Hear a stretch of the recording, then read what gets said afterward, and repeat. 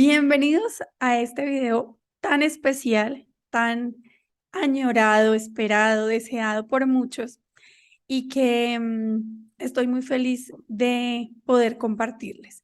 No solo por la experiencia de la persona que me acompaña hoy, sino también porque sé que este mensaje va a ser muy poderoso para muchos de ustedes. Creo que como humanidad tenemos que aprender también cada vez más a hacernos responsables de nuestras emociones y nuestra salud mental. Y que a partir de todo esto es fundamental que tomemos conciencia de los recursos, la importancia de, digamos que los indicadores de alarma que pueden presentarse en nosotros o en nuestros seres queridos para que podamos tomar acciones oportunas frente a la ansiedad, la depresión, todos estos síntomas que han venido creciendo de una forma mucho más acelerada con la llegada de la pandemia.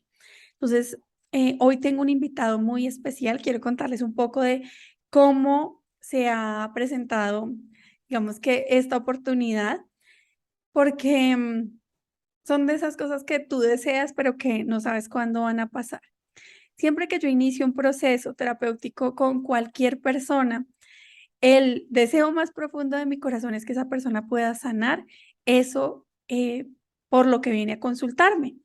Y en este caso, les tengo una persona muy especial al cual he podido acompañar por un tiempo que, que además cuando él mismo me dijo, Andrea, ya superé, ya logré esto que nos habíamos planteado, para mí fue una alegría y de inmediato le dije, tenemos que compartir esta experiencia, tenemos que poder mostrársela y entregársela a otros porque tu experiencia va a inspirar y va a abrir la puerta de sanación para muchas otras personas. Entonces quiero presentarles al doctor Ernesto González. Está hoy aquí y nos acompaña desde Argentina. Ernesto, ¿cómo estás? Hola Andrea, ¿cómo estás? Qué rico escucharte, qué rico saludarte y bueno, poder por fin tener la oportunidad de hablar contigo en esta nueva etapa de mi vida y poder solo comentar a todas las personas que nos escuchan que se van a dar la oportunidad de reconocer y de adquirir nuevas herramientas o de activar nuevas luces dentro de ellos para obtener el resultado que quieren, que es tener una vida plena, una vida sana y una vida en armonía. Claro que sí, así es. Bueno, yo te digo que he estado muy emocionada, hemos estado preparando todas esas preguntas que tenemos, de las cuales vamos a hablar. Aprovecho y les cuento cómo salieron estas preguntas. Algunos pacientes que están pasando por procesos similares, les pedí que me escribieran las dudas, las inquietudes, qué quisieran saber, qué quisieran preguntarle a Ernesto. Y también en mis historias en mi cuenta de Instagram, coloqué la casillita y les dije, ¿qué les gustaría saber? Primero les compartí la alegría porque creo que dentro de estos, digamos que todos estos temas de salud mental, se ha creído que también no hay solución, sino que simplemente son temas como paliativos para llevar los síntomas y que se va a mantener el mismo diagnóstico. Y he tenido la fortuna de ya poder acompañar a varias personas que han logrado superarlo. Entonces, para mí eso es una gran alegría. Y bueno, quiero que empecemos por que te presentes. ¿Quién eres? Bueno, cuéntales un poco de ti. Bueno, Andrea, yo soy Ernesto, soy médico general, actualmente estoy en formación para medicina funcional y sobre todo soy pues un aprendiz de la vida. Creo que soy como un popurrí de cosas, de todas las experiencias que poco a poco he ido adquiriendo a través de los procesos que he ido viviendo y me he llenado pues, de muchas herramientas, tanto mentales como físicas e intelectuales, pues, para llegar al día de hoy en lo que estoy. Bueno, quiero que les cuentes un poco más. ¿Dónde vives? ¿Estás casado? ¿Qué edad tienes? Esto quiero que sea una charla como más de cerca, donde ellos puedan ver desde tus ojos la experiencia que viviste y vamos a ir, digamos que también narrando un poco de la historia y del proceso. Claro que sí, bueno, yo tengo 36 años, estoy casado, y actualmente estoy radicado en Argentina. Sí. Ok, bueno. Eh, ¿Hace cuánto empieza todo el proceso de los síntomas para ti? ¿Cómo apareció? Vayamos un momento a, tú decías, hace más o menos 5 años. ¿Quién era Ernesto hace 5 años? Yo digo más o menos 5 años y yo me iría un poquito más. Ya cuando uno empieza a hacer conciencia de todo el cuadro clínico, empieza uno como a detectar de pronto señales que el cuerpo va dando, Ujú, pero que uno de pronto en su egocentrismo, de pronto en su creencia de que la depresión es algo para personas específicas o personas débiles o personas eh, en otras situaciones, a uno no le va a tocar. Pero el proceso que yo empecé a sentir inicialmente fue ausencia de sueño. Yo era una persona que dormía muy bien, pero empecé a tener dificultad para conciliar el sueño. O cuando lo conciliaba, empezaba a tener cansancio durante todo el día. Entonces empecé como a notar que había como una fatiga intensa en mí, pero yo la asociaba que había exceso de trabajo, que tenía como que exceso de estudio, ese tipo de cosas, ¿no? Cuando yo empecé a sentir un llamado de atención netamente de mi cuerpo, cuando a mí me gusta mucho escribir y me gusta mucho tomar fotografías y dibujar, ¿cierto? Son como mis pasiones, aparte de la medicina y de otras cosas, pero en realidad como que mi tiempo para desconectarme de la vida es como entrar a dibujar o entrar a escribir. Y noté que iba a hacerlo y no, pues no salía, no fluían las palabras, la retórica no empezaba a crecer. Cuando iba a dibujar, que era algo que me relajaba, me estresaba dibujar. Entonces empecé a darme cuenta que habían cositas que estaban cambiando en mí, pero yo siempre era reacio a aceptar de pronto que pudiese estar presentándose un problema de depresión o un problema de ansiedad en mi vida. En Y ese momento, perdón, te interrumpo, en ese momento, ¿ya por tu mente pasaba la idea de que podía hacer eso? yo, como médico, uno conoce el cuadro clínico, Ujú. ¿cierto? Entonces uno empieza a generar impresiones diagnósticas, pero yo siempre tuve rechazo, en realidad yo siempre tuve rechazo al diagnóstico. Yo siempre le busqué una excusa y una justificación. No tenía tiempo, ya como tal no me gusta dibujar, pero sabía que estaba algo que era la anedonia, que era la falta de disfrute o placer por las cosas pequeñas, pero yo nunca lo acepté, en realidad, fue eso. Ok. Y esa falta de aceptación lo que hizo fue que el cuadro fuera siendo cada vez más florido. Yo empecé entonces a alejarme de mis amigos, empecé a tener poco contacto con el entorno, solamente trabajo, casa, casa, trabajo. Aparte de eso, ya empecé a notar que empecé a tener un llanto lábil, o sea, una facilidad para estar llorando por cosas que realmente no deberían de ser, o todo me lo tomaba muy personal y uno no aceptaba como un consejo, lo tomaba como una crítica o como un señalamiento. Entonces empecé a ser demasiado susceptible a la cotidianidad. ¿Sí? Ok, bueno, a mí me parece que hay algo por resaltar ahí y es primero como los juicios que tenemos en torno a cualquier tema de salud mental, que creo que para mí también es muy valioso porque yo creo que muchas veces uno diría, pero es que un médico, ¿cómo se va a enfermar? O sea, mucha gente lo dice. No, pero es que como un médico se va a enfermar de eso. Pero cuando nosotros lo vemos, es que seas médico, seas ingeniero, seas arquitecto, igual tienes una vida, tienes retos, tienes frustraciones y también tienes la responsabilidad de conocerte y de aprender a gestionar lo que está pasando. Para mí, hasta lo que nos has compartido en este momento, hay dos cosas muy importantes. Uno, los juicios que tenemos frente a eso. Eso le pasa a gente débil, eso le pasa a otras personas.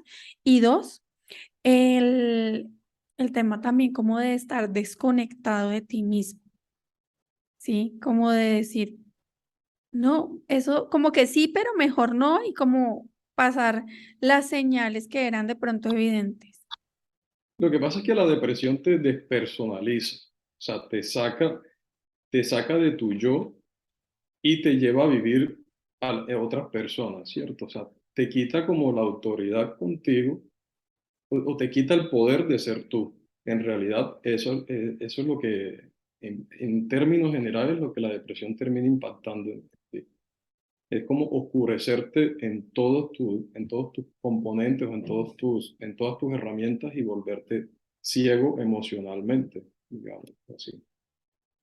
Ok, yo voy a ir haciéndote algunas de las preguntas que nos dejaron para que también las vayamos abordando y pues las que me surjan también.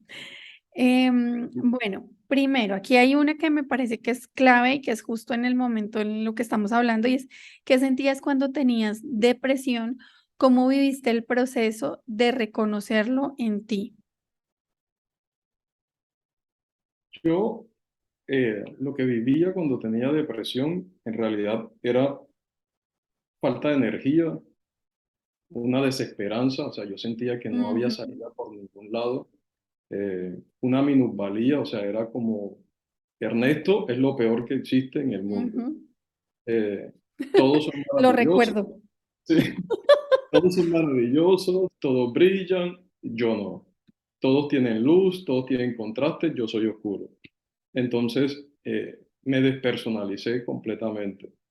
Y lo otro que noté también era que a mí por lo menos me llegaban muchas ideas o muchos pensamientos catastróficos. O sea, yo no tenía matices, yo tenía blanco o negro, o es bueno o es exageradamente malo. Entonces, como yo tenía esa baja autoestima, que era como que el punto donde partió todo, para mí todo era malo, malo, malo, malo y perverso. Y yo buscaba digamos, darme valor a través de la relación que tenía con las demás personas, mostrarme de pronto muy amable con los otros, servirle a los otros, meterme en ese papel de salvador en toda la familia, en todos los amigos, en todas las personas y buscar ser como aceptado o querido por otras personas, pero realmente faltaba mucho amor hacia mí. Y lo otro que lo reflejaba también era el deseo de comer cosas que me generaban mucha satisfacción. Ya yo me fui dando cuenta que cuando empezaba a tener gustos por comidas demasiado, eh, digamos, demasiado con mucho dulce, yo sentía que ya mi energía estaba como bajando y ahí fue como cuando yo empecé como a ir conociendo cómo mi cuerpo me manifestaba que mi serotonina pues estaba bajando y yo Ujú. necesitaba buscar esa compensación como sea. Claro, eso, bueno, hay muchas cosas interesantes ahí. Yo recuerdo también al comienzo, un día le dije a Ernesto algo, que yo le dije, Ernesto, tú tienes una voz muy bonita. Y me dijo, en serio, mi voz me ha parecido siempre horrible. Y era como, y esto es horrible, y esto es horrible. Yo, a mí me impactó y en una de las conversaciones en uno de los encuentros, cuando yo le decía que él tenía que lograr ver sus cualidades, sus destrezas, y él me hablaba también de algo y es mis compañeros, a medida que fuimos saliendo, como en ese proceso, él empezó a decir, mis compañeros sí me han dicho que yo soy un apoyo, que yo soy inspiración, que yo soy una persona que los motiva, y yo dudo de que eso sea verdad, ¿sí?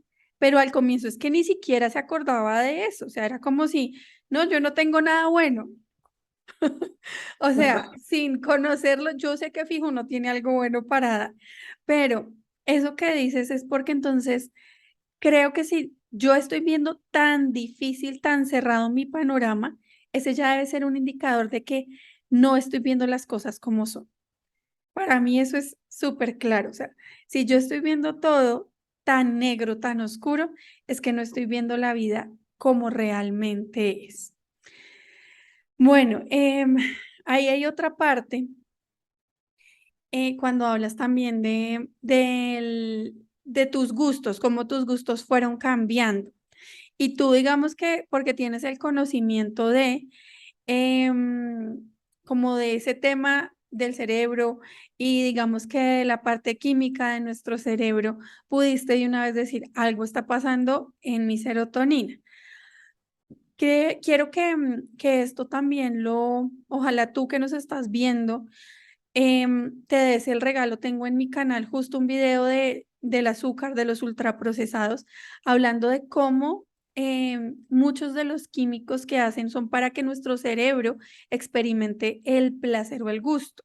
Entonces, si yo tengo una vida en la que siento que no hay ningún disfrute, voy a tener una mayor tendencia por estos alimentos. Y entre más los consuma, pues digamos que es un poco como el efecto que vienen a tener los medicamentos.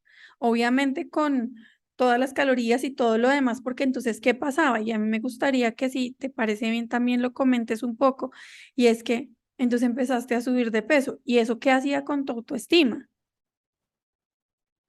Bueno, en realidad mi autoestima estaba en nivel cero, ya de cero para abajo no había más. Entonces, en ese sentido, pues podríamos decir que no había para dónde más bajar, digamos, pero lo que sí había era esa sensación de culpabilidad, ¿cierto?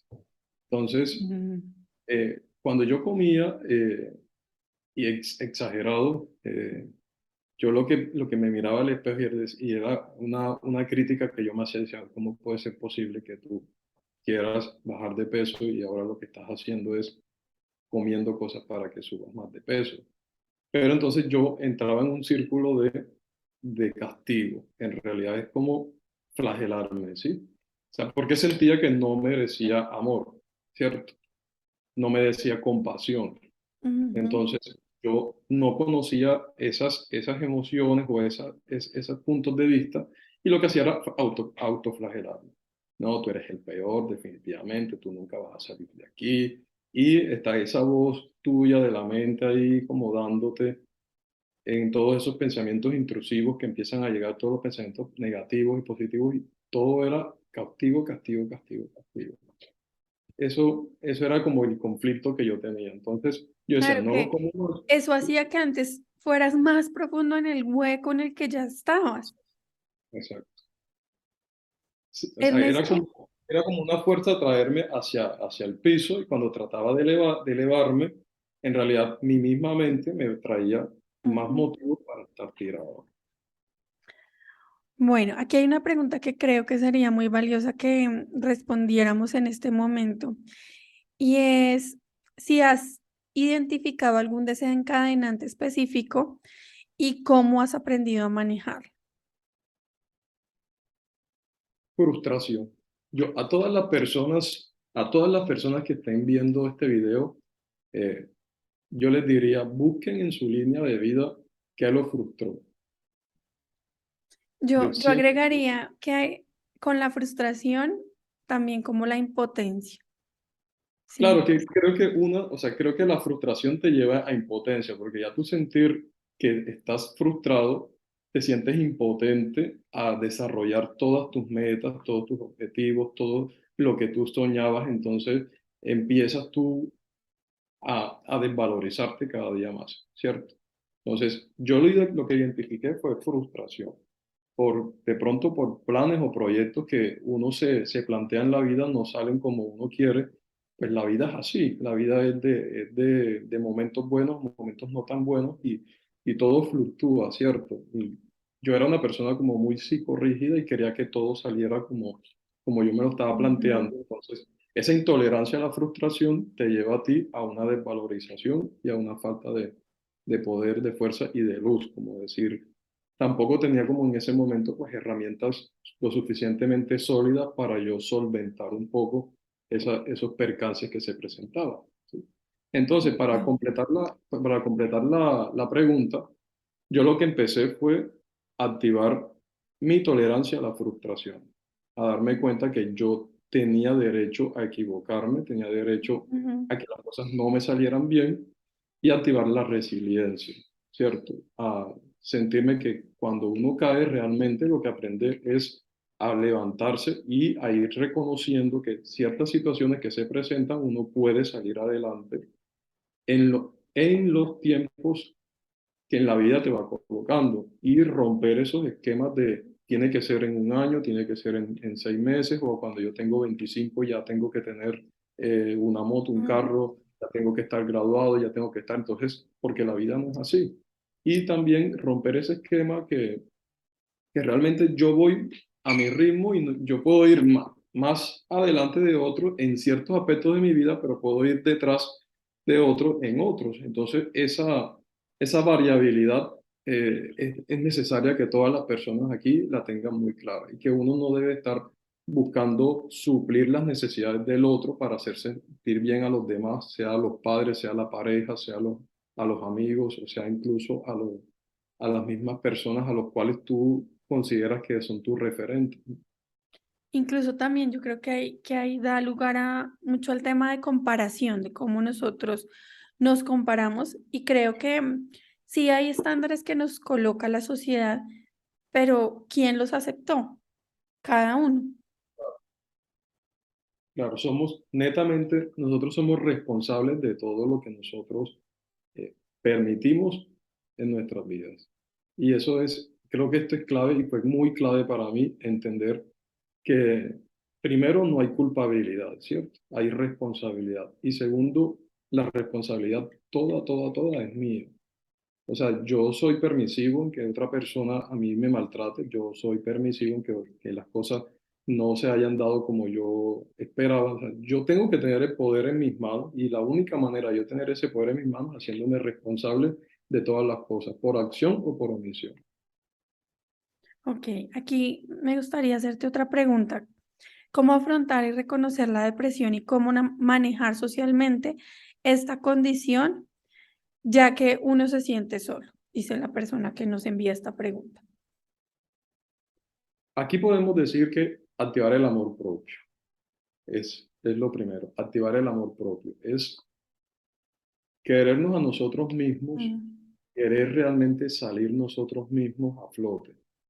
¿Por qué? Porque estamos en una sociedad tan heterogénea que cada uno anda como mirando su propia vida y además pretenden también estar pendientes de la vida de los demás. Entonces, nosotros no podemos estar pretendiendo que la gente sea compasiva con nosotros o que las personas en la sociedad sean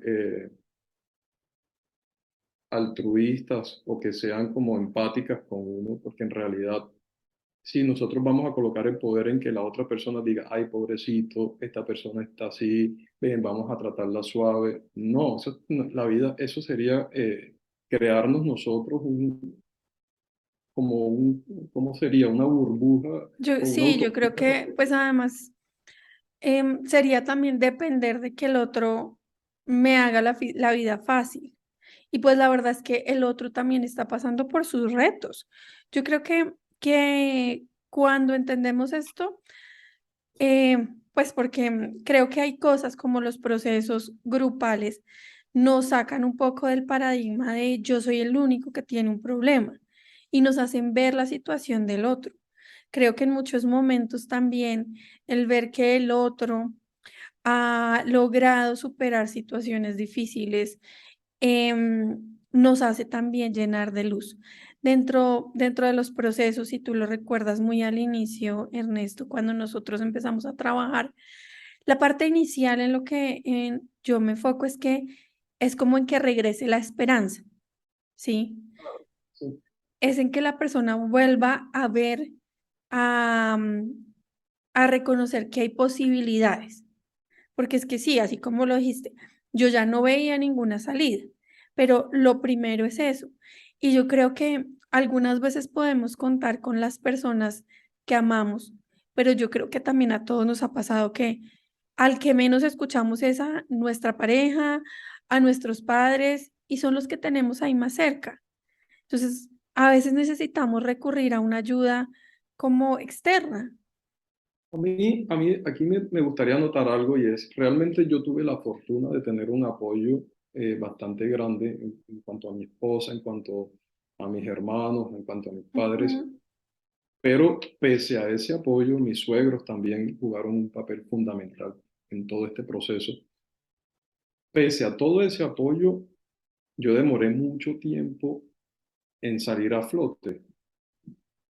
Y esto es importante que yo lo diga, es porque realmente yo pude salir a flote cuando yo dejé de entregarle el valor mío a las otras personas y empecé yo a tener la fuerza interna para irme levantando. Es fundamental. Podemos tener una red de apoyo, sí, hay personas que dirán, mira, es que mis papás fallecieron, es que yo no tengo Ujú. novia, o yo no tengo pareja, o yo no tengo esposa, esposo, hermanos, etcétera, estoy solo en el mundo. Siempre hay alguien, pero lo más importante es que estemos nosotros con nosotros mismos. Eso es fundamental. Y que nosotros tengamos todos los esquemas de la persona, que nosotros la tengamos en equilibrio. Recordar mente, cuerpo, espíritu. Eso tiene que estar en equilibrio. Y eso solamente hace parte de nosotros mismos. Cuando nosotros logramos ese equilibrio, mente, cuerpo, espíritu, ya recién es que nosotros vamos a entrar al componente de sociabilidad o componente social, porque no podemos entrar a una sociedad si nosotros todavía no estamos sanados o no estamos listos para encajar en una sociedad que realmente es muy difícil de agradar a todas las personas, o es muy difícil complacer a cada una de las personas que están a nuestro alrededor. Entonces, primero amor propio y reconocernos nosotros mismos que nosotros somos suficientes. Bueno, yo ahí quisiera preguntarte, ¿cómo lograste conectar con el amor propio, con volver a sentirte suficiente? Fue un proceso largo. Yo logré esa conexión cuando activé la compasión, cuando activé la compasión. Cuando yo activé esa compasión conmigo mismo, yo empecé a reconocer todas esas heridas que estaban y empecé a darle tiempo a esas heridas para que fueran sanando. Además de eso, empecé a activar la espiritualidad y empecé a conocer más mis emociones, empecé a llenarme más. Yo soy católico y a través de mi religión yo pude crecer espiritualmente y activar toda esa sensibilidad que a través de la palabra, pues, Dios la profesa, pero yo cometía un error, era que lo aplicaba para el prójimo y me daba cuenta que no lo estaba aplicando conmigo. Cuando yo empecé realmente a decir, bueno, es que yo soy universo, yo soy creador de mi realidad, yo debo de tener amor para poder dar amor, yo debo de tener paz para poder entregar paz, yo debo ser feliz para dar felicidad.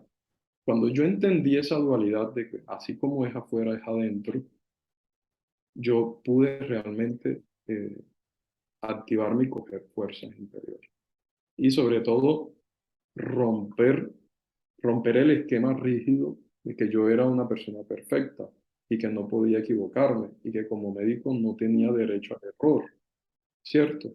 Y lo otro también fue evitar la culpabilidad, o sea, tanto con uno como con el otro. Rompí ese flagelo de culpa y empecé a volverme responsable. Y con eso vino soltar el papel de víctima. ¿Cierto? Yo dejé de ser víctima para volverme creador. Cuando yo dejo de ser víctima, todo empieza a subir, porque ya yo no estaba dándole tanta cabida al otro, al otro, al otro, al otro, al pobrecito, yo que nadie me quiere, que todos me... Sí, entonces yo empecé a ser creador. Bueno, Ernesto, tienes estas cosas, ya otros te han dicho esto, vamos a hacer una lista. Cuando yo empecé a ser creador de mí, esa lista de positivos empezó a aumentarse. Esa lista de grises empezó como a aclararse un poco más, ¿cierto?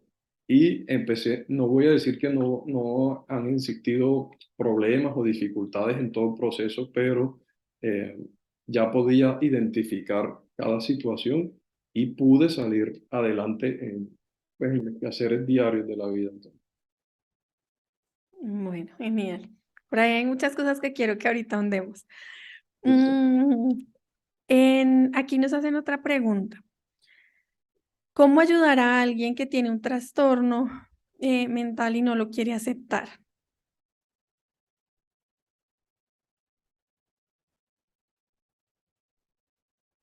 Amor propio. Yo quiero meter la cucharada ahí en esa pregunta, porque yo creo que hasta cierto punto nosotros podemos invitar a la persona a que se observe, pero creo que hasta que la persona no está dispuesta a aceptarlo, no hay nada más que nosotros podamos hacer sino respetar su proceso. Y muchas veces es difícil permitir que el otro viva su proceso en su tiempo. Creo que ese es uno de los retos más grandes que tenemos cuando alguien que queremos está ahí y no está queriendo o no está pudiendo ver lo que necesita cambiar.